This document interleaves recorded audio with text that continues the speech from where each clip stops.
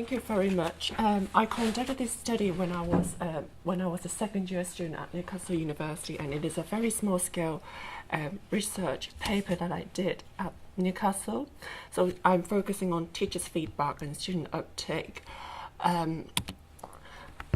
So most of the second language interaction research paying most of attention on the rigid three-part IRF classroom structure. So that's teachers' initiations, students' response, and teachers' feedback. But not many research focusing on the possible fourth turn after the IRF sequence, and we call that students' uptake. So I'm very interested to look at the students' response to teachers' feedback and how teachers' feedback can lead to students' uptake. Research studies shows that teachers' feedback can influence the occurrence of students' uptake if students know whether an elaboration or repair or adaptation of a prior response is required, unless the render argues that recast and explicit feedback are proved to be the least effective in leading to students' uptake. However, most of the research focusing on the verbal feedback, but not many of them focusing on the non-verbal aspect of the interaction and how non-verbal aspect can be used alongside the verbal feedback in leading to students' uptake. So my research aims is to investigate how the teacher employs both the verbal and non-verbal means to provide feedback for students, and I also aim to examine what kinds of feedback that will lead to students' uptake and second language learning. So the data was collected from an intermediate ESOL class at an English Language Learning Center at Newcastle University, and I use conversation analysis as my primary methodology. So conversation analysis, CA, is to use emic perspective, so it's bottom-up approach rather than formulating a hypothesis. When you start the research, we look at the data itself. It's the data that lead us to our research focus. And CA allow us to analyze the discourse, look at the verbal features and non-verbal features and how it's produced, how it's perceived by the interlocutors as they initiate the next sequence of talk. CA also aims to review the complexity, the fluidity and dynamics of the social interaction. So I didn't manage to put the extracts in my PowerPoint because I only got 7 minutes to present. The analysis can be found in my conference paper, but these are the summary of the findings that I found.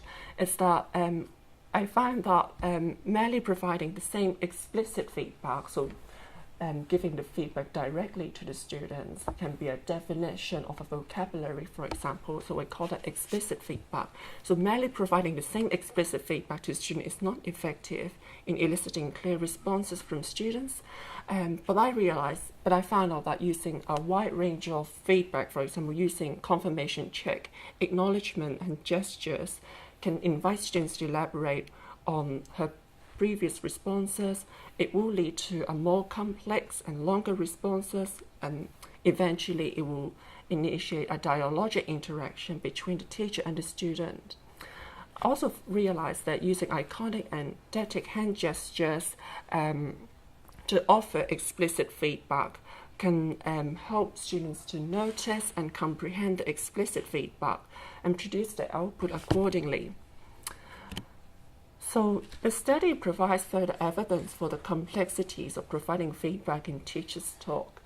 As I mentioned, that scholars claim that explicit feedback is not effective.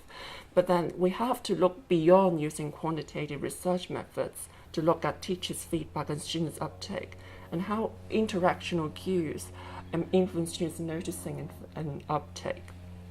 And teachers are also encouraged to use different types of feedback and hand gestures to help students to notice the target form so that acquisition can occur.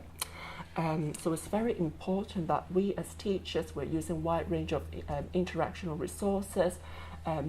We as researchers also need to look at the non-verbal features to see how feedback is actually delivered to our students, rather than using statistics to quantify everything. So in terms of pedagogical implications for second language teacher education, I suggest that using CA to transcribe parts of your lesson for self-analysis can allow teachers to observe different interaction cues that they use when they respond to students' utterance and how students react to the teacher's feedback.